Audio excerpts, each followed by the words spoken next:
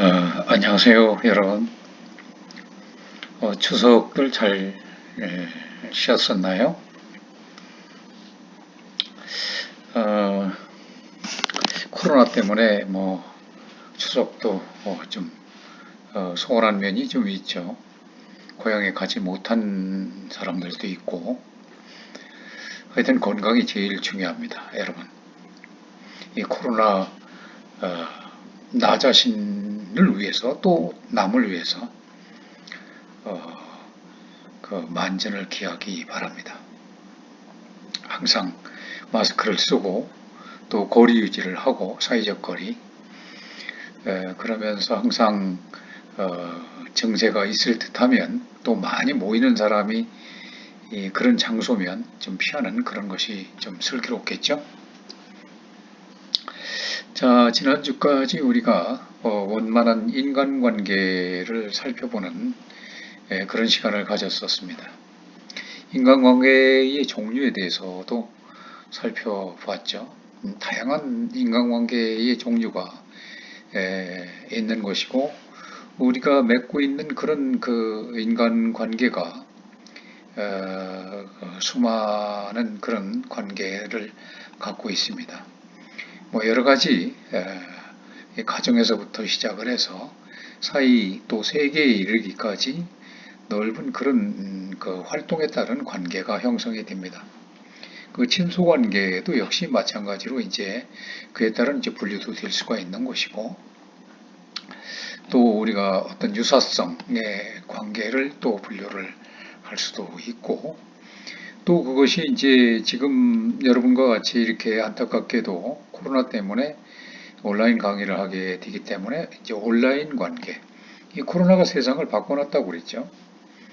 완전히 이제 이 대면 서로 접촉 이렇게 하는 그런 관계에서 이제는 비대면 그 비접촉 그런 관계로 뭉치면 죽고 흩어지면 산다 뭐 이렇게 또 지난번 그 추석 때도 불의자는 옵니다. 옵니다가 아니라 불의자는 옵니다. 자꾸 많은 사람들이 이렇게 다른 장소에서 표시나지 않는 그런 증상이 없는 무증상의 코로나가 이렇게 그 연로한 부모님들 이런 분들을 만나서 또 옮겨질 수도 있고 하기 때문에 불의자는 그 와서 자꾸 접촉을 하게 되는 그런 관계. 그래서 가급적 이제 비대면으로 지금 이런 온라인 관계, 인간관계가 지금 그렇게 세상이 바뀌어져 가고 있습니다. 모든 그 상품들도 이제는 뭐 이제 택배, 음식도 택배, 모든 것들이 다 배달 위주가 되죠. 이게 친소관계에 있어서 뭐 소외되는 사람들도 있는 것이고, 이렇게 해서 이 관계가 다양한 관계가 이루어지는데 이런 관계를 유지하기 위해서 어떻게 우리는 처신하고 어떻게 행동을 하고 생각을 해야 될 것이냐. 그래서 이 만남과 관계 형성이 중요하다. 그 인간은 원래부터 이제 사회적 존재다. 그 아리스토텔레스가 얘기를 했죠. 그래서 인간은 혼자는 살 수가 없다. 그렇다면 왜 만나려고 하고 이 사회적 존재야만 되는 것이냐 하는 그런 문제를 우리가 살펴보았죠. 그 대표적인 예로서 반증을 하는 그 예로서 헬렌 켈러를 얘기를 했습니다. 헬렌 켈러. 귀도 먹고 또 눈도 멀고 그러한 사람이죠. 그러나 세계적인 그러한 유명한 훌륭한 그러한 인물로 기록되고 있습니다. 그녀가 한 말이 아주 유명하죠. 이 듣지 못하는 것은 보지 못하는 것보다 더 불행하다. 듣지 눈으로 이렇게 보지 못하는 것보다 이 듣지 못하는 것이 불행하다는 거죠. 왜냐? 보지 못하는 것은 그야말로 사물들로부터 나하고의 그 거리 관계를 만들어서 결국 고립이 되는 것이지만 그러나 듣지 못한다고 하는 것은 사람들로부터 인간과 인간으로부터의 고립이 되는 것이다.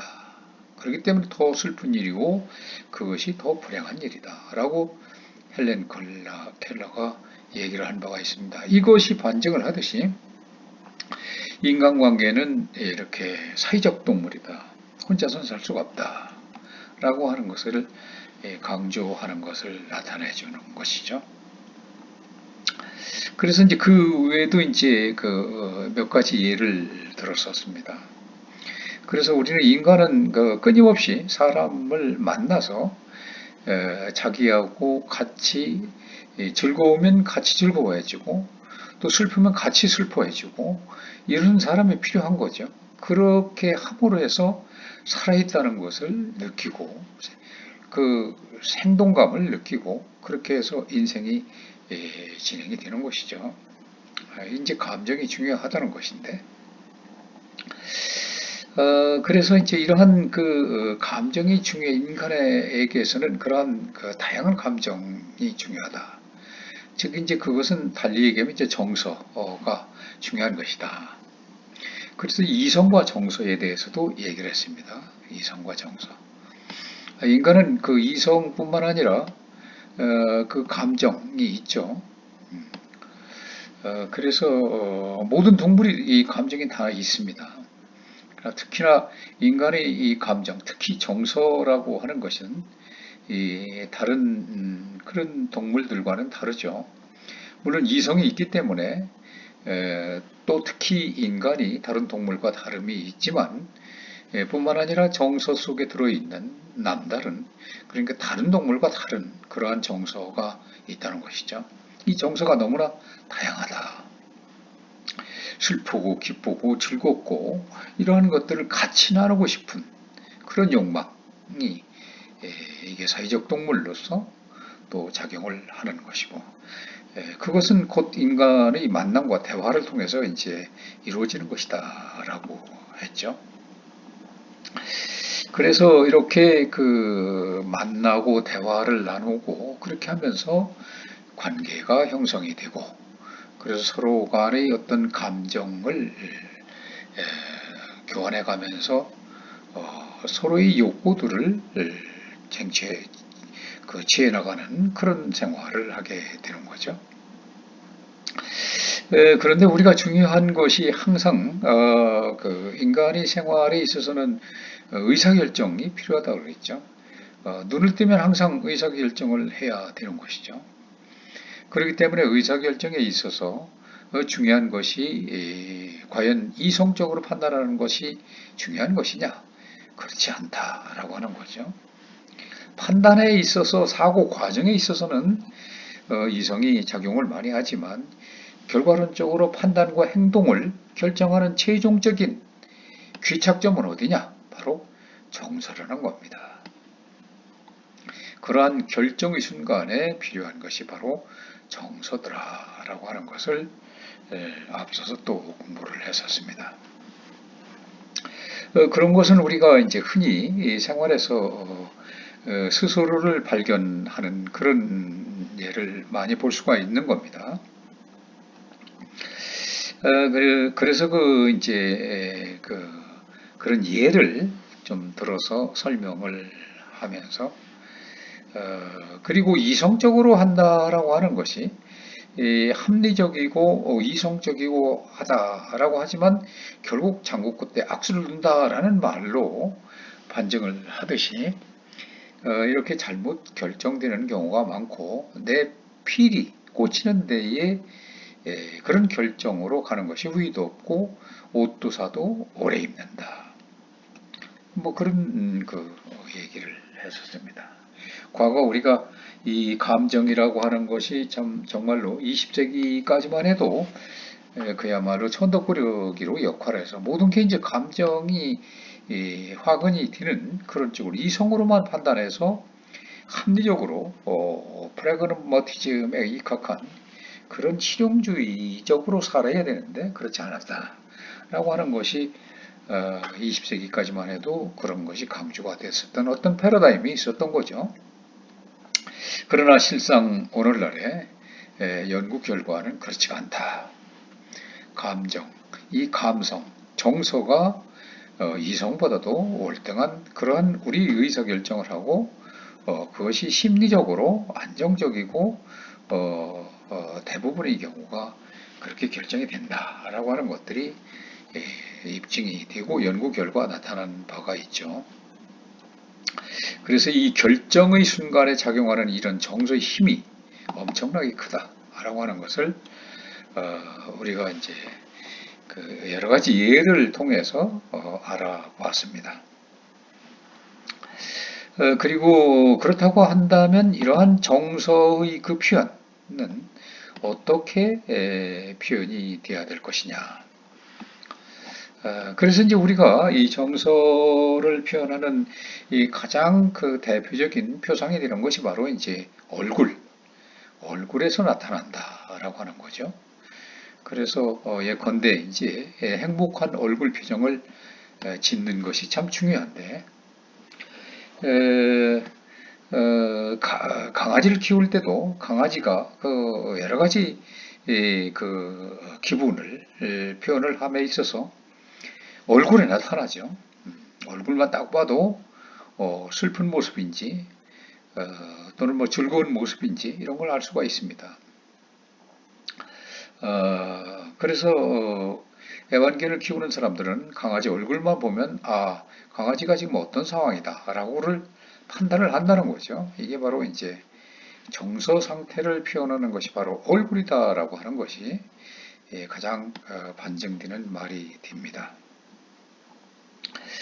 우리가 이제 흔히 이렇게 그 웃는 얼굴에 침 못 뱉는다 또는 뭐 웃으면 복이 온다 뭐 이런 말이 있듯이 사실 얼굴 표정이 자연스럽게 우리가 즐겁고 행복하면 자연스럽게 얼굴이 웃음을 웃게 마련이죠. 근데 또 한편 이러한 그 얼굴 표정이 그 인위적으로 의도적으로 웃음을 웃는 그런 얼굴을 함에 따라서 모든 엔돌핀이 나올 수도 있고 또 모든 그 혈액순환이 활발하게 이루어지기도 하고 이러한 그 연구 결과들이 또 나오기도 하죠. 그러한 그 심리학에서 얘기를 하고 있는데 이것은 사실 심리학에서 연구자들이 얘기한 그런 것보다 훨씬 전에 찰스 다윈이라고 하는 그 진화론 그 저자죠. 그 인간과 동물의 정서 표현이라는 책에서 이미 그러한 말들을 진화론적으로 중요하다는 강조를 해왔었습니다. 얼굴이나 자세 표현 이런 것들이 정서 표현에 중요한 것이다 라고 하는 거죠. 그걸로써 이제 소통을 하고 자기뿐만 아니라 다른 어떤 그런 존재 동료라든지 존재자들도 그것을 이제 그러한 표현을 표출을 해서 그 서로가 소통이 될 수 있는 그런 것이 얼굴로서 가장 또는 소리로서 가장 중요한 역할을 한다라고 하는 것을 이제 동물들의 다양한 어떤 그런 표정들이나 움직임들, 표정 이런 것들을 통해서 나타난다라고 살펴봤었죠. 그래서 이제 앞서서 얘기한 대로 행복하면 자연적으로 웃게 되기 마련인데 웃어서도 행복한 것이냐? 연구 결과는 웃으면 행복해질 수 있다는 거죠. 엔돌핀도 많이 나온다는 거죠. 그런 그 결과들이 나와서 그래서 앞서서 얘기를 했지만 이 안면 피드백 가설 facial feedback hypothesis라고 하는 이런 것이 학문적으로 이게 반증이 돼서 연구 결과가 나왔던 거죠. 그래서 그 유명한 연필을 입술로 무느냐 아니면 연필을 이로 무느냐에 따라서 입꼬리가 더 올라가는 부분이 바로 연필을 이로 무는 것이죠. 그렇게 했을 때 더 행복하다고 느낀다.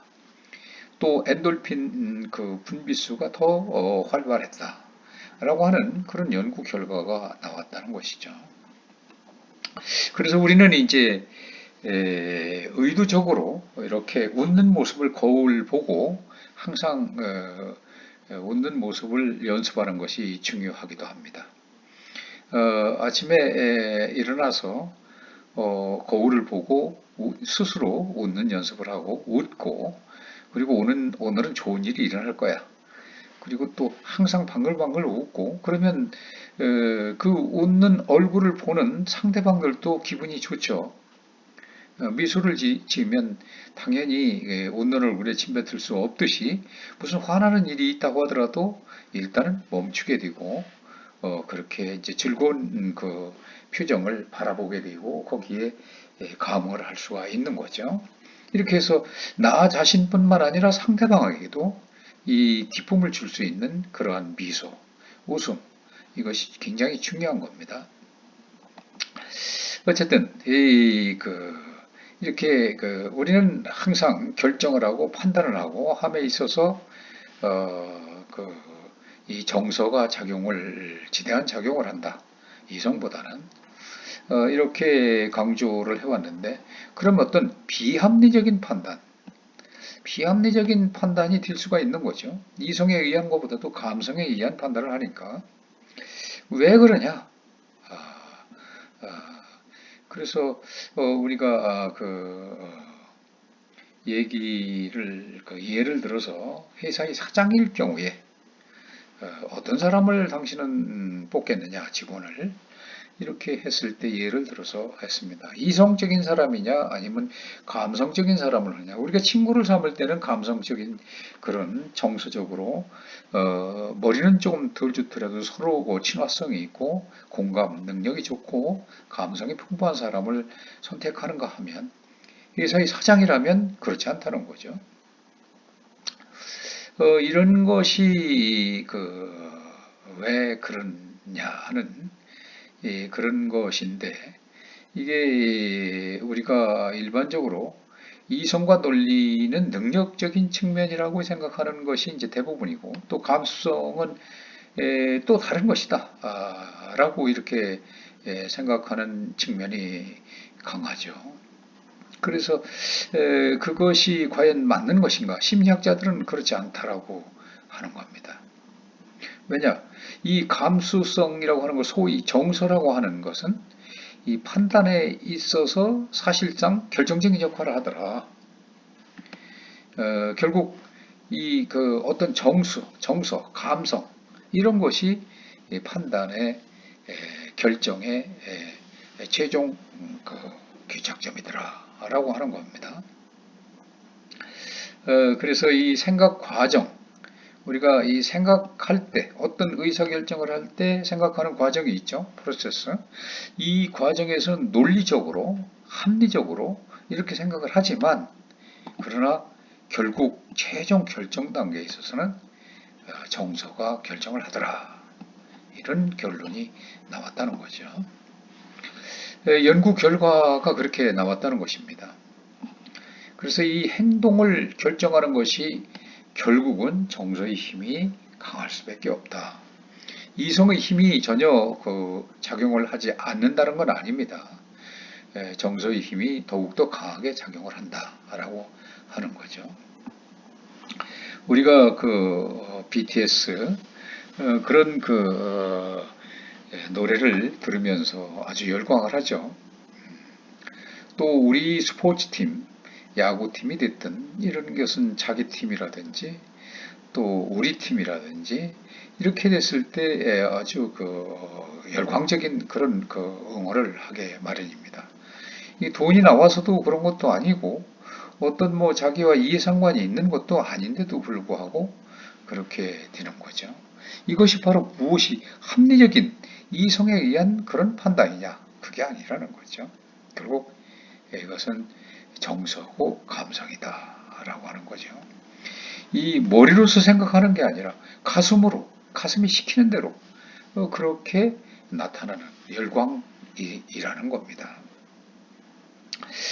그러면 우리가 어떤 반작용했을 때 그 정서가 힘을 발휘하느냐, 그렇지 않느냐라고 하는데, 그것이 예를 들어서 이제 어떤 게임에 또는 어떤 도박에 빠졌을 때 그것을 헤어나올 수 있는 그런 경우가 어떤 합리적인 어떤 판단에 의해서 그런 결정에 의해서 빠져나오는 것이냐?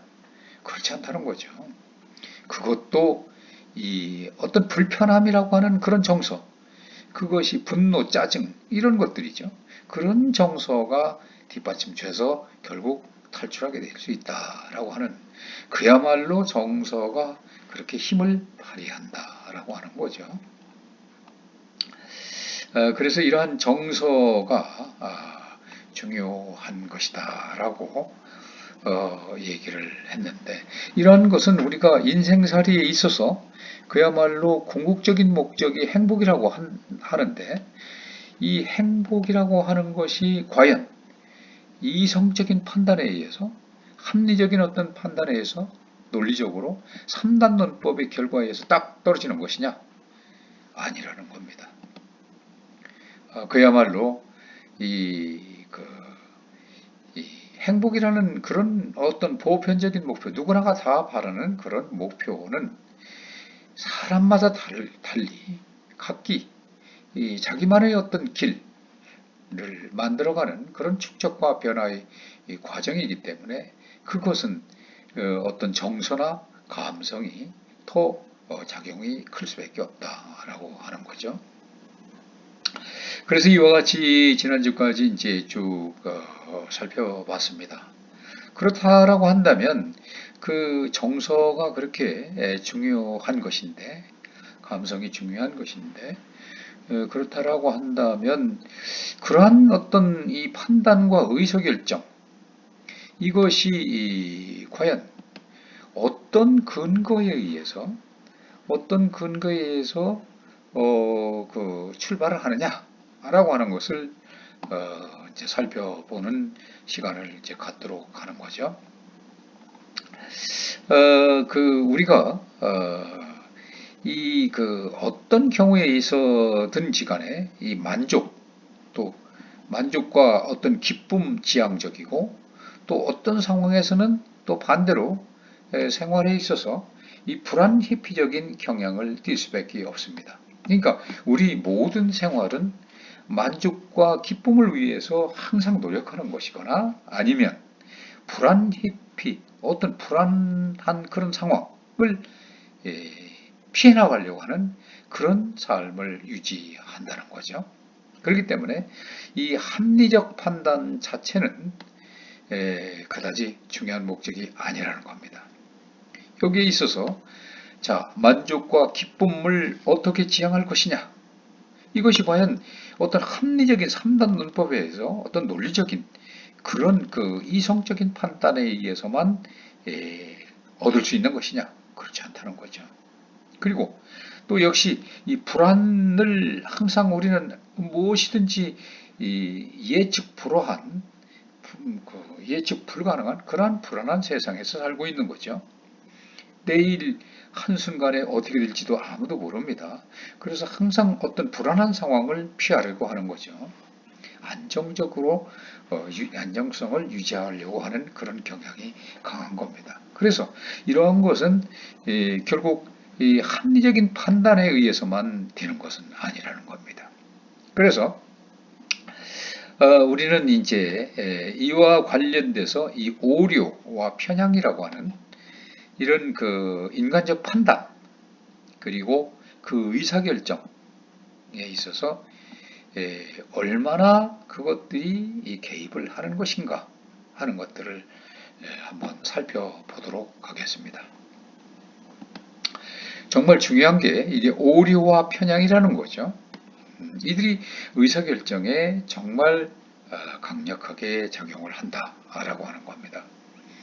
그래서 이 호감을 유지하는 것과 비호감을 개선하는 것, 이런 것을 살펴보도록 하겠습니다. 나라고 하는 존재는 다른 사람이 보는 나, 객관적인 나, 미는 어떤 모습일까? 여러분 그 영화를 본 사람들도 많을 텐데요. 관상이라는 영화가 있죠. 주인공 김내경이 주인공을 역할합니다. 이 사람은 이제 관상장인데 얼굴을 보자마자 그야말로 한눈에 딱 알아보는 거죠. 그 이목구비와 생김새를 바탕으로 해가지고 그 사람의 성품을 알아내고 그 과거의 행적을 알아내고 그리고 앞으로의 운명, 그 미래의 그 운명에 대해서도 훤히 꿰들기 시작을 하는 거죠. 그야말로 그는 하나도 틀리지 않고 척척 들어맞습니다. 이와 같이 이렇게 이 사실 여부를 우리가 확인할 수는 없지만 이 모 그룹의 그 입사 그 면접에서도 관상가가 면접관을 참여를 시켜가지고 이렇게 해서 면접을 시행했다라고 하는 얘기도 있습니다.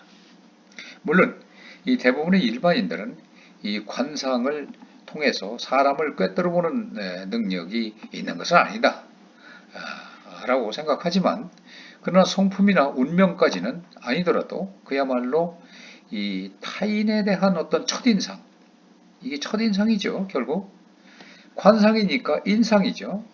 얼굴에 나타난 그런 관상.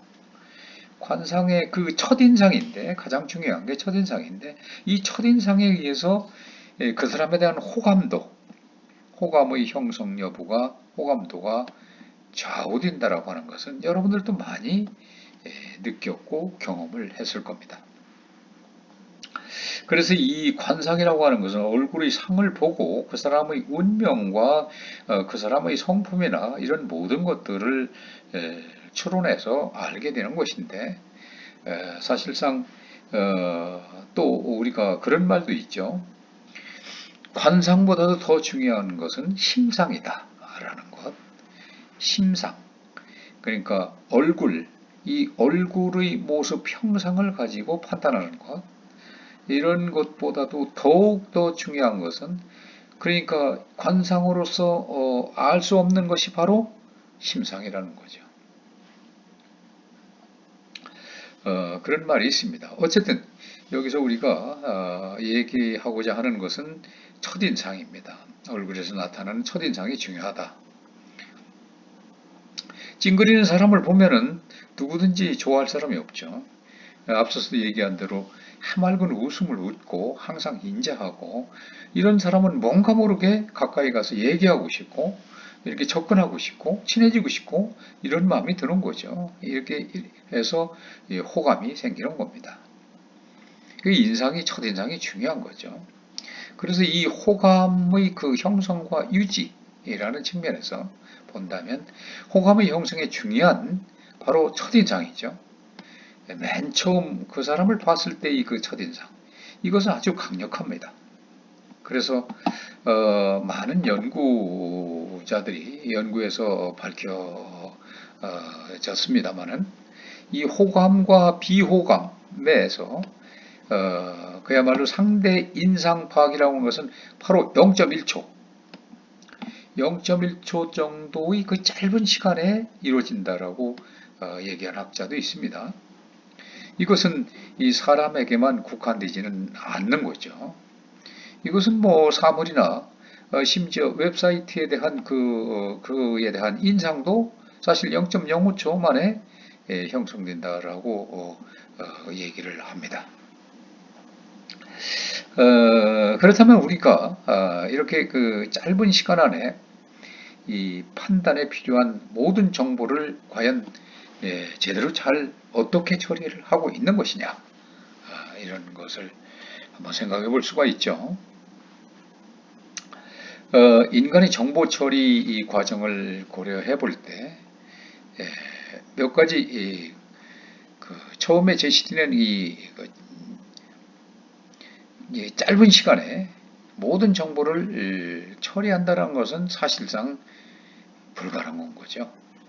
처음에 제시되는 몇 가지 정보에 기반해서 그걸 토대로 해가지고 판단이 이루어지게 되는데 이것을 바로 우리는 초두 효과라고 합니다. 프라이머리 이펙트라고 하죠. 이 뭐 콘크리트 이펙트라고 하는데 0.3초 만에 3초 만에 그 사람의 인상이 각인이 되고 또 그 각인된 인상은 영원히 또 잘 지워지지도 않고 가장 또 인출이 빨리 나온다는 거죠. 애쉬라고 하는 그 학자는 이를 확인하기 위해서 성격을 묘사하는 여러 개의 형용사를 순서만 다르게 해가지고 제시를 했습니다. 먼저 제시되는 형용사의 영향력이 더 크다는 것을 결국 반증을 했죠. 즉 그 말은 먼저 접한 특징에 주의를 기울이기 때문에 이후의 정보는 큰 영향을 주지 못하기 때문에 빨리 나오지가 기억하지도 않는다. 빨리 나오지도 않는다라고 하는 거죠. 실제로 그래서 이 모든 정보를 수집해서 판단한다는 것은 불가능한 일이고 굳이 그럴 필요도 느끼지 않는다는 거죠. 그래서 짧은 시간에 빨리 쉽게 첫인상을 형성하기 마련이라는 겁니다.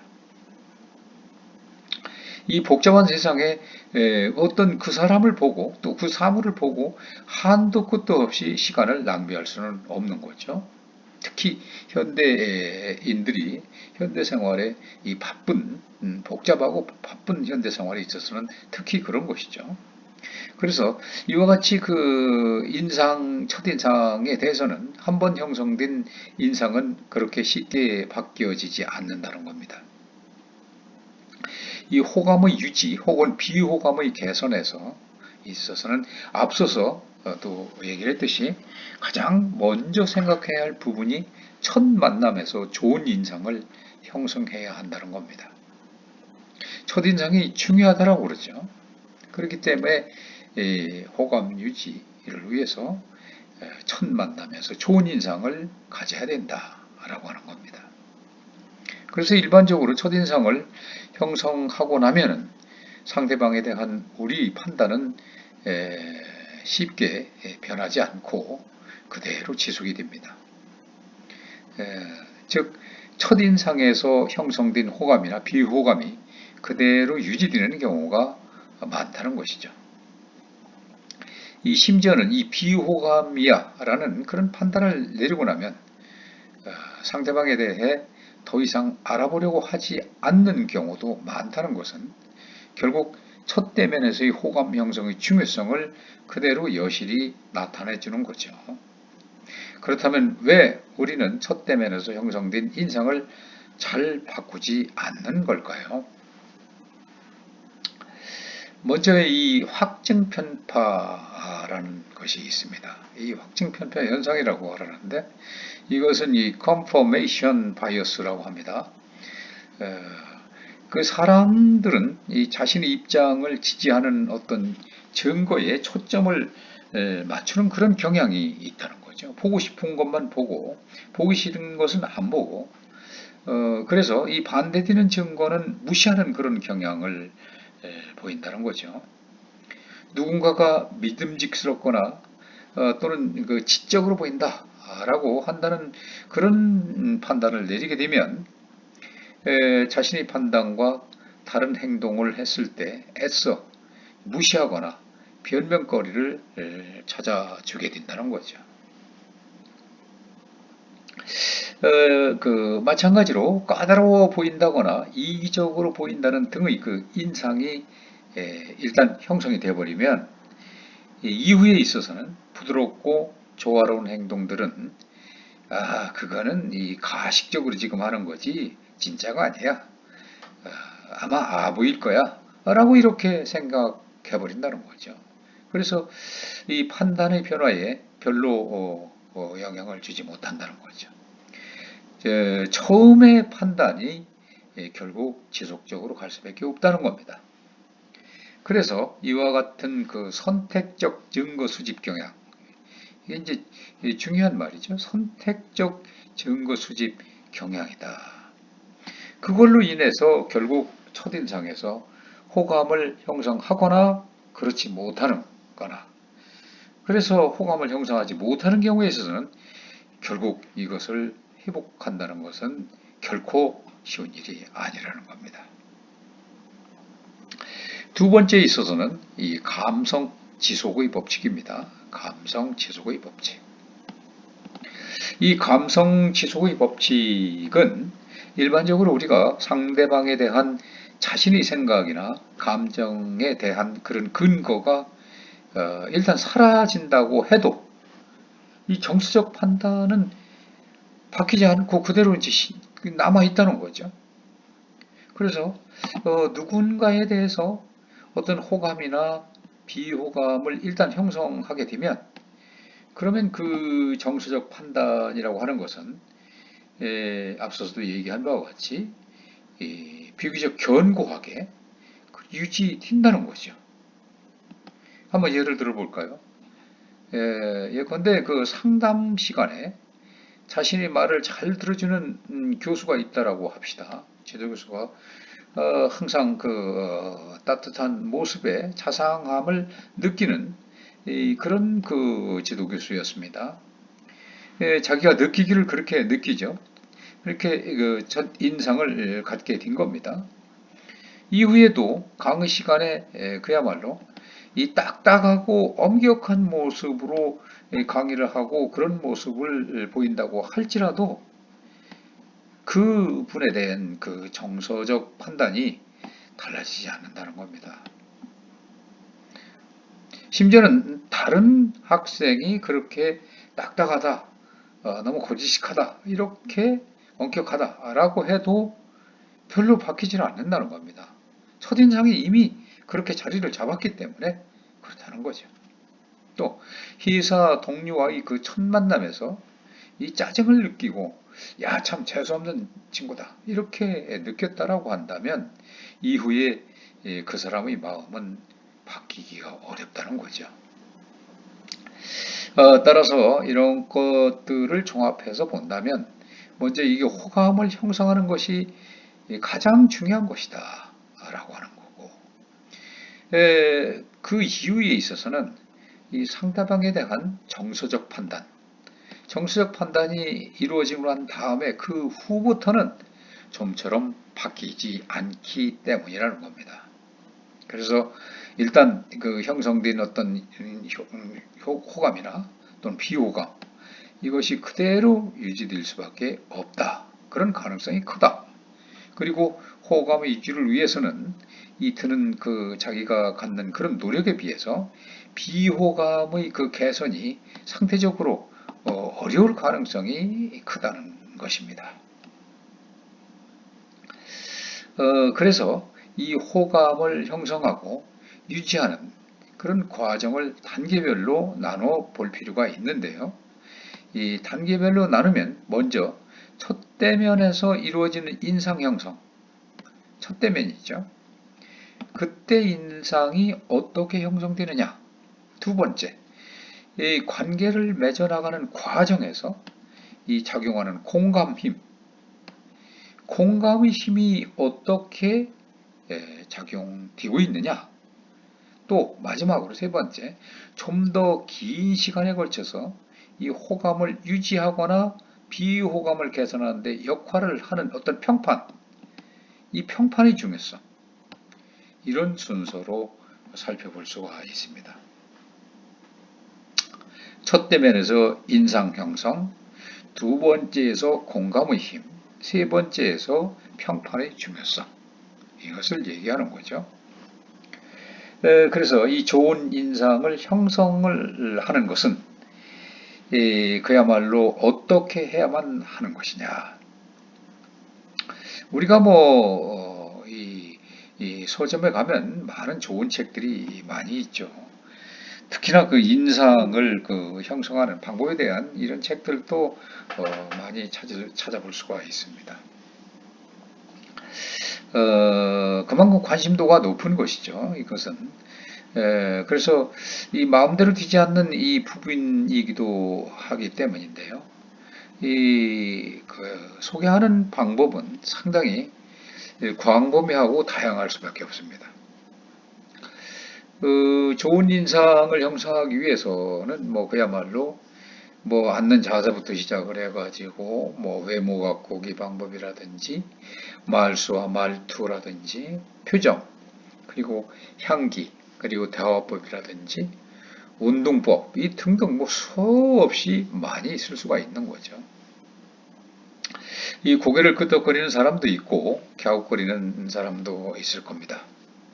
실행에 옮겼을 때 성공하는 경우도 있고 그렇지 않은 경우도 있을 수 있습니다. 물론 그래서 이 책만 읽고 정작 직접 해보지는 않은 그런 사람들도 있을 겁니다. 사실 모두 맞는 방법일 수도 있고 그렇지 않은 방법일 수도 있습니다. 왜 그럴까요? 우리는 각각 모든 사람들이 다 틀리고 만나는 사람이 또 달라지고 상황도 또 다르고 또한 사회와 문화적 영향도 항상 변화하기 때문에 그런 것이죠. 획일적으로 나올 수는 없는 겁니다. 그래서 뿐만 아니라 점점 이렇게 글로벌화 되어 가고 있는 현대 사회, 이러한 현대 사회에서 어느 상황에서나 누구에게나 통하는 그런 기술을 찾는다는 것은 결코 쉽지 않은 일이기 때문입니다. 오늘 첫 교시 수업은 여기서 마치도록 하겠습니다. 여러분 수고했습니다.